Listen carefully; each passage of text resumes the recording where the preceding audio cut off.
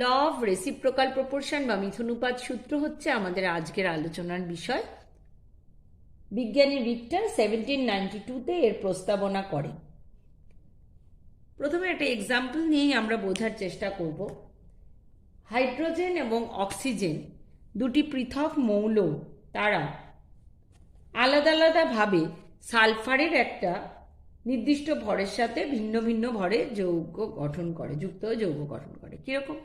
তারা যাক, হাইড্রোজেন সালফারের সাথে যুক্ত হয়ে গঠন করেছে H2S এবং অক্সিজেন সালফারের সঙ্গে যুক্ত হয়ে যৌগ গঠন করেছে SO2। এখন দেখো, H2S এ হাইড্রোজেন এবং সালফারের ওজনগত অনুপাত কি হবে?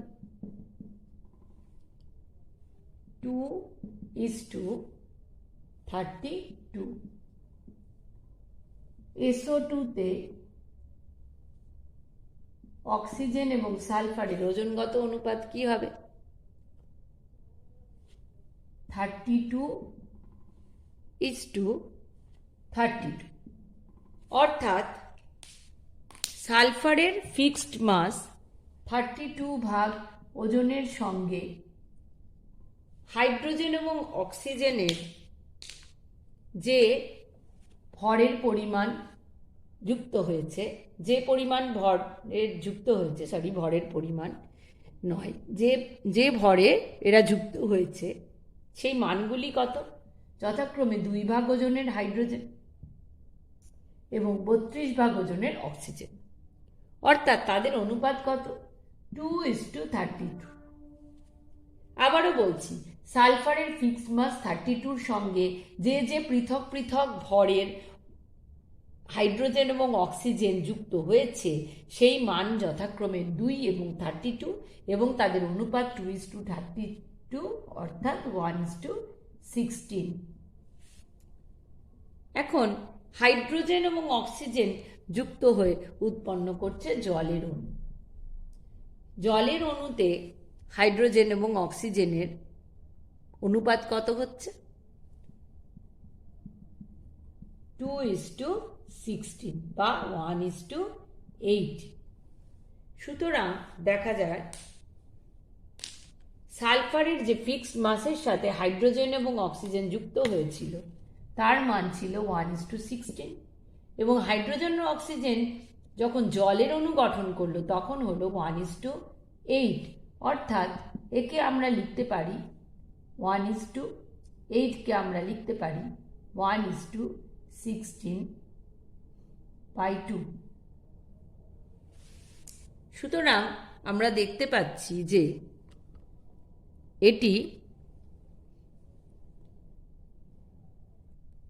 এই অনুপাতটি পূর্বোক্ত অনুপাতের, হাইড্রোজেন ও অক্সিজেনের যে অনুপাত আমরা বার করলাম সেই পূর্বোক্ত অনুপাতের গুণিতক বা উপগুণিতক হয়ে থাকে।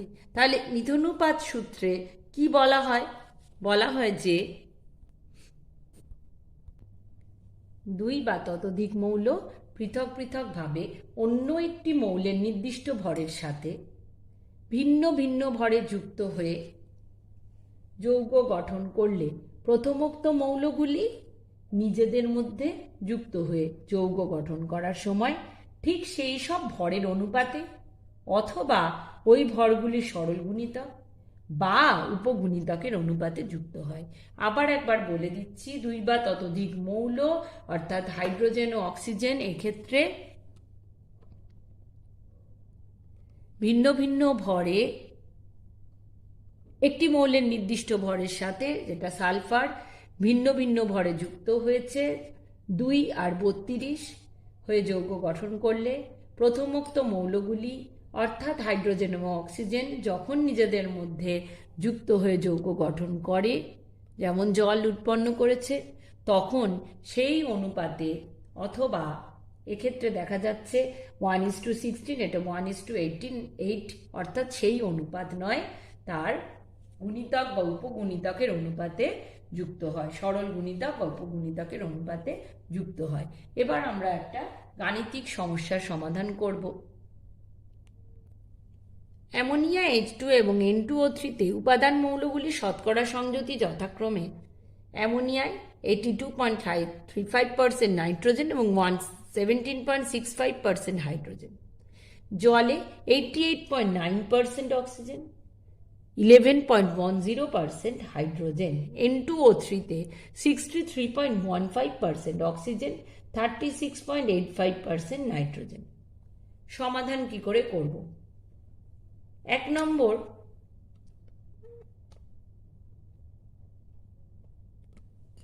নাম্বার 1, অ্যামোনিয়াতে দেখা যাচ্ছে 1 ভাগ হাইড্রোজেন বিক্রিয়া করছে 1 ভাগ হাইড্রোজেন বিক্রিয়া করে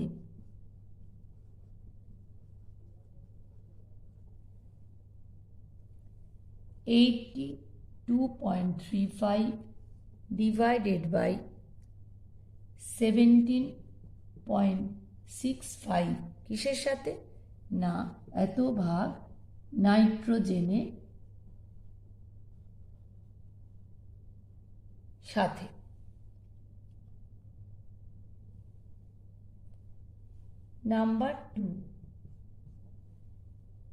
নাম্বার 2তে দেখা যাচ্ছে 1 ভাগ হাইড্রোজেন, অর্থাৎ জলে 1 ভাগ হাইড্রোজেন বিক্রিয়া করছে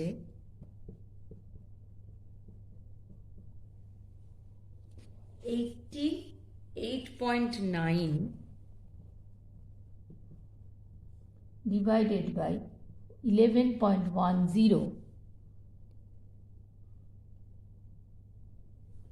ভাগ অক্সিজেনের সাথে। ঠিক আছে, তাহলে দেখা যাচ্ছে 82.35 by 17.65 আর 88.9 by 11.10, অর্থাৎ নাইট্রোজেন আর অক্সিজেনের যে পরিমাণ ফিক্সড মাস হাইড্রোজেনের সঙ্গে বিক্রিয়া করেছে তাদের অনুপাত হলো, আমরা নির্ণয় করছি, 8.8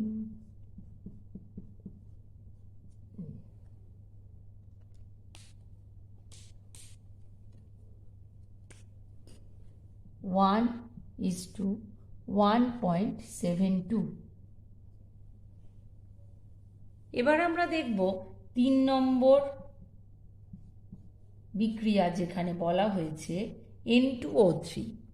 এই N2O3-তে দেখে নেব নাইট্রোজেন আর অক্সিজেনের অনুপাত কত।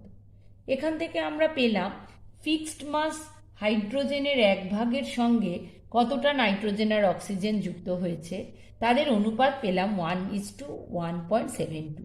এবার দেখব N2O3-তে, অর্থাৎ এই নাইট্রোজেন আর অক্সিজেন নিজেরা বিক্রিয়া করে যে যৌগ গঠন করেছে, N2O3-তে নাইট্রোজেন এবং অক্সিজেনের অনুপাত কত। অনুপাত হল 1:1.71। অর্থাৎ আমরা দেখতে পাচ্ছি যে ওরা যখন ফিক্সড মাসের সাথে বিক্রিয়া করেছিল যে রেশিও পাওয়া গিয়েছিল, ঠিক একই রেশিওতে ওরা নিজেরা যখন বিক্রিয়া করেছে তাদেরকে সেই রেশিওতে, ওয়েট রেশিওতে আমরা পাচ্ছি, অর্থাৎ দুটো অনুপাতই সমান। সুতরাং এই সমস্যাটি মিথনুপাত সূত্র প্রযোজ্য।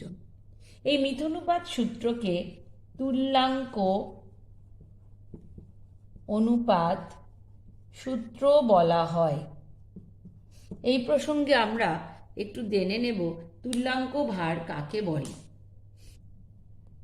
তুল্যাঙ্ক ভার বা ইকুইভ্যালেন্ট ওয়েট। তুল্যাঙ্ক ভার বা ইকুইভ্যালেন্ট ওয়েট সম্বন্ধে জানতে গেলে আগে আমাদের যোজ্যতা বা ভ্যালেন্সি কাকে বলে সেটা মনে করে নিতে হবে। ধরা যাক এ মৌল। এ মৌলের একটি পরমাণু এক্সটি হাইড্রোজেন পরমাণুর সঙ্গে যদি যুক্ত হয়, তাহলে কি হবে, এ মৌলের যোজ্যতা বা ভ্যালেন্সি হবে এক্স, অর্থাৎ কোনো মৌলের একটি পরমাণু যত সংখ্যক হাইড্রোজেন পরমাণুর সঙ্গে যুক্ত হয় সেই সংখ্যাকে সেই মৌলটির ভ্যালেন্সি বা যোজ্যতা বলা হয়। অথবা এ মৌলের একটি পরমাণু কোনো যৌগ থেকে যদি এক্স পরমাণু হাইড্রোজেনকে প্রতিস্থাপিত করে তাহলেও বলা হবে এ মৌলের যোজ্যতা এক্স। মূলকের ক্ষেত্রেও একই ফর্মুলা, একই ডেফিনিশন প্রযোজ্য হবে। এবার ধরা যাক নাইট্রোজেন এবং হাইড্রোজেনের বিক্রিয়ায় অ্যামোনিয়া উৎপন্ন হচ্ছে। এক্ষেত্রে নাইট্রোজেনের একটি পরমাণু তিনটি হাইড্রোজেন পরমাণুর সাথে যুক্ত হয়েছে। NH3 নাইট্রোজেনের একটি পরমাণু, হাইড্রোজেনের তিনটি পরমাণু, সুতরাং নাইট্রোজেনের যোজ্যতা হচ্ছে 3। আবার দেখো SO42 SO32 NO3 এদের যোজ্যতা কত? 2H প্লাস SO42 তৈরি হয় H2SO4, অর্থাৎ H2SO4 এ তাকে আমরা দেখতে পাচ্ছি এখানে SO42 দুটি হাইড্রোজেন পরমাণুর সঙ্গে যুক্ত হয়, তার মানে SO42 এর যোজ্যতা হচ্ছে 2। তাহলে এই হলো যোজ্যতা ডেফিনিশন, যোজ্যতার আইডিয়া। কোনো মৌলের ইকুইভ্যালেন্ট ওয়েট বা তুল্যাঙ্ক ভার বলতে তাহলে কি বোঝায়? তুল্যাঙ্ক ভার বলতে বোঝায় সেই মৌলটি 1.008 ভাগ হাইড্রোজেন অথবা 8 ভাগ ওজনের অক্সিজেন, ওই মৌলের যত ভাগ ভর আর কি, 1.008 ভাগ হাইড্রোজেন অথবা 8 ভাগ ওজনের অক্সিজেন অথবা 35.5 ভাগ ওজনের ক্লোরিনের সঙ্গে যুক্ত হয়ে যৌগ গঠন করে, অথবা অন্য কোনো যৌগ থেকে ওই পরিমাণের 1.008 ভাগ হাইড্রোজেন অথবা 8 ভাগ ওজনের অক্সিজেন অথবা 35.5 ভাগ ওজনের ক্লোরিনকে প্রতিস্থাপিত করে, তখন সেই ভরকেই অতভাগ ভরকেই ওই মৌলের তুল্যাঙ্ক ভার বলা হয়। অর্থাৎ এক্সপ্রেশনটা আমরা লিখতে পারি কোনো মৌলের তুল্যাঙ্ক ভার বা ইকুইভ্যালেন্ট ওয়েট, যাকে দিয়ে প্রকাশ করা যায়, সমান সমান মৌলের ভর গুণ 1.008 ডিভাইডেড বাই সংযুক্ত বা প্রতিস্থাপিত হাইড্রোজেনের ভর, অথবা মৌলের ভর গুণ 8 ডিভাইডেড বাই সংযুক্ত বা প্রতিস্থাপিত অক্সিজেনের ভর, অথবা মৌলের ভর গুণ 35.5 ডিভাইডেড বাই সংযুক্ত বা প্রতিস্থাপিত ক্লোরিনের ভর। একটি ধাতব অক্সাইডে ধাতুর পরিমাণ 50% হলে ধাতুটির তুল্যাঙ্ক ভার কত? তাহলে আমাদের নির্ণয় করতে হবে, ধাতুর পরিমাণ তো 50% দিয়ে দেওয়া হয়েছে, সংযুক্ত অক্সিজেনের পরিমাণ। তাহলে লিখছি সংযুক্ত অক্সিজেনের পরিমাণ।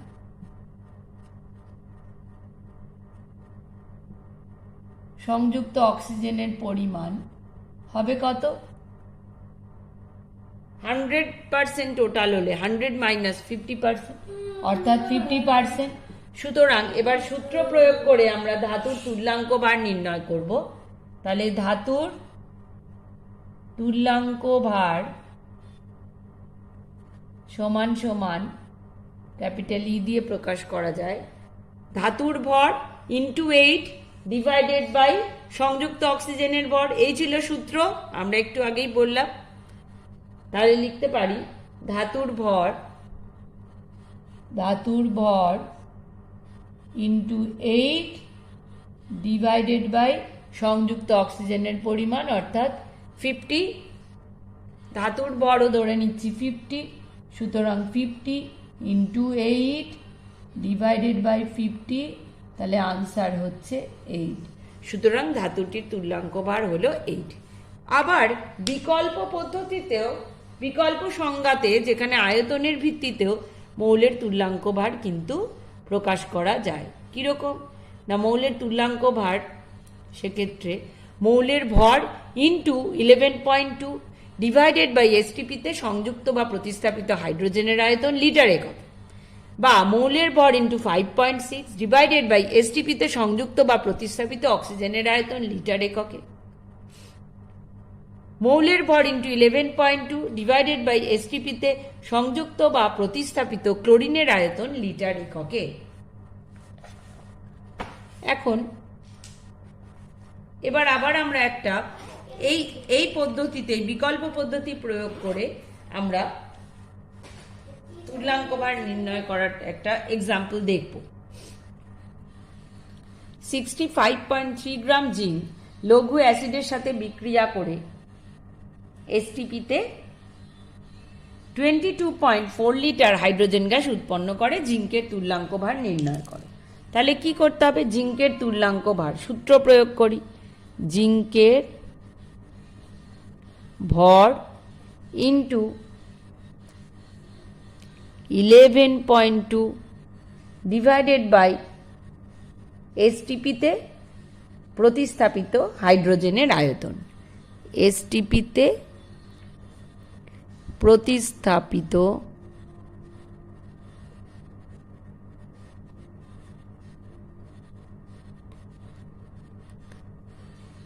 হাইড্রোজেনের আয়তন কোন এককে?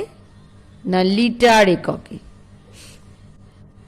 তাহলে 65.3 ইন্টু 11.2 ডিভাইডেড বাই, এখানে কি বলেছে কতটা হাইড্রোজেন উৎপন্ন করে? 22.4 লিটার। তাহলে 22.4 equals to 65.3 by 2 equals to 32.65 32.65 হচ্ছে জিঙ্কের তুল্যাঙ্ক ভার। এখন এই তুল্যাঙ্ক ভারকে যদি আমরা গ্রামে প্রকাশ করি তাহলে তাকে কি বলা হয়? গ্রাম তুল্যাঙ্ক ভার। অর্থাৎ যদি বলা হয় 32.65 গ্রাম জিঙ্ক, তাহলে বোঝা যাবে, বলা হবে যে 1 গ্রাম তুল্যাঙ্ক জিঙ্ক। তাহলে 1 গ্রাম তুল্যাঙ্ক 1 গ্রাম ইকুইভ্যালেন্ট জিঙ্ক সমান সমান হবে 32.65 গ্রাম জিঙ্ক। অর্থাৎ ঠিক পারমাণবিক ভর বা আণবিক ভরের মতো গ্রামে প্রকাশ করলে তাকে বলা হয় গ্রাম তুল্যাঙ্ক ভার। তাহলে 1 গ্রাম তুল্যাঙ্ক জিঙ্ক বললে বোঝায় 32.65 গ্রাম জিঙ্ক। সিমিলারলি 23 গ্রাম সোডিয়াম বললে 1 গ্রাম তুল্যাঙ্ক সোডিয়াম। এবার দেখো গ্রাম তুল্যাঙ্ক সংখ্যা, সেটা কি না কোনো পদার্থের গ্রামে প্রকাশিত ভর ডিভাইডেড বাই তার গ্রাম তুল্যাঙ্ক ভার। তাহলে 3.265 গ্রাম জিঙ্ক বলতে কত গ্রাম তুল্যাঙ্ক জিঙ্কে বোঝায়? কি করে নির্ণয় করব? যতটা ওর ভর 3.265 ডিভাইডেড বাই ওর তুল্যাঙ্ক ভারকে গ্রামে যেটাকে প্রকাশ করা যায় সেটাকে দিয়ে ভাগ করতে হবে। তাহলে 3.265 কে 32.65, আমরা একটু আগেই এর তুল্যাঙ্ক ভার ক্যালকুলেট করেছি, ভ্যালুটা 32.65। তাহলে 3.265 যে গিভেন ভরটা দেওয়া আছে তাকে তুল্যাঙ্ক ভার দিয়ে যদি ভাগ করি, যে নাম্বারটা বেরোবে নির্ণীত হবে সেই সংখ্যাকে বলা হয় ওই মৌলের গ্রাম তুল্যাঙ্ক সংখ্যা। তাহলে ডেফিনিশন ওয়াইজ কি বলতে পারি? কোনো মৌল বা যৌগ বা মূলক অথবা আয়ন তার যে গ্রামে প্রকাশিত ভর সংশ্লিষ্ট সেই পদার্থটার গ্রাম তুল্যাঙ্ক ভারের যত গুণ হয় সেই সংখ্যাকে সেই মৌল বা মূলক বা যৌগ বা আয়ন তার গ্রাম তুল্যাঙ্ক সংখ্যা বলা হয়। তাহলে এখানে বেরোচ্ছে কত? আনসারটা 0.1।